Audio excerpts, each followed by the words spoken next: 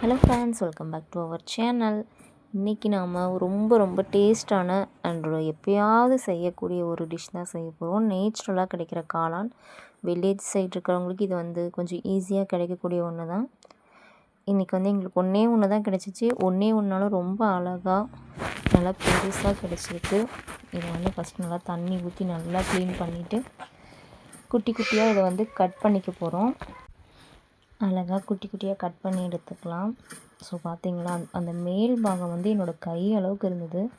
இப்படி தான் சம்டைம்ஸ் குட்டி குட்டியாக கிடைக்கும், சம்டைம்ஸ் ஒன்று கிடைச்சாலும் நல்லா பெருசாக கிடைக்கும். அந்த இதுலேயே மொட்டுக்காளான்னு ஒன்று இருக்கும், அது இன்னும் டேஸ்ட்டாக இருக்கும். ஸோ இது பாருங்கள், அழகாக ஃப்ளவர் மாதிரி இருக்குது பார்க்கவே. இது அம்மா வீட்டிலேருந்து எனக்காக கொடுத்து விட்டுருந்தாங்க, அப்பா எடுத்துகிட்டு வந்தாங்க. ஸோ அதை கட் பண்ணும் போதே ஒரு நல்ல ஒரு சாட்டிஸ்ஃபிகேஷனாக இருந்துச்சு.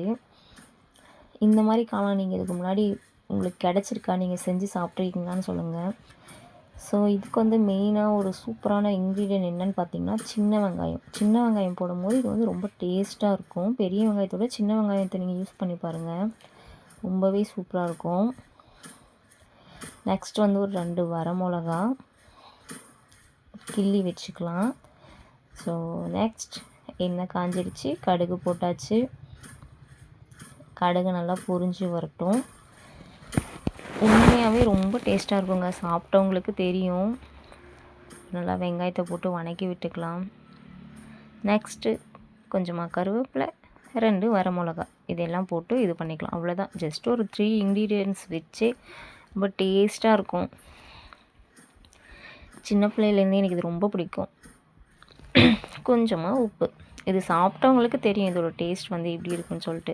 என்ன தான் நம்ம நினச்சப்போ போய் கடையில் நம்ம காசு கொடுத்து காளான் வாங்கி சாப்பிட்டாலுமே இந்த காளான் டேஸ்ட்டே தனி தான். பாருங்கள், என் கை நிறைஞ்சிருக்கு. ஸோ ரசித்து இந்த காளான் நான் உள்ளே போட்டுக்கிட்டேன். பிகாஸ் இது இயர்லி ஒன்ஸ் தான் கிடைக்கும். அந்த ஒன்ஸும் நமக்கு லக் இருந்தால் தான் அது நம்ம கண்ணில் படும். ஸோ இது ரொம்பவே ஸ்பெஷலான ஒரு டிஷ். கொஞ்சமாக மிளகாய்த்தூள், அவ்வளோதான். இப்போ இதை போட்டு நல்லா மிக்ஸ் பண்ணி அந்த காளான் அந்த எண்ணெயிலேயே நல்லா சுண்டணும். நல்லா வெந்து சுண்டி வரும், சூப்பராக இருக்கும் அந்த ஸ்மெல்லு. நீங்கள் 2 பீஸ் போட்டு பண்ணாலும் அந்த காளானோட வாசனையே அது ஒரு வேறு மாதிரி நல்லா அழகாக இருக்கும். நாங்களாம் சின்ன பிள்ளையாக இருக்கும்போது இதை சின்ன ஒரு கரண்டியில் செஞ்சுட்டு அந்த ஆயில்லையே ஒரு பிடி சாப்பாட்டை போட்டு மிக்ஸ் பண்ணி அந்த வாசனையிலே சாப்பிட்ருவோம். அவ்வளோ சூப்பராக இருக்கும்.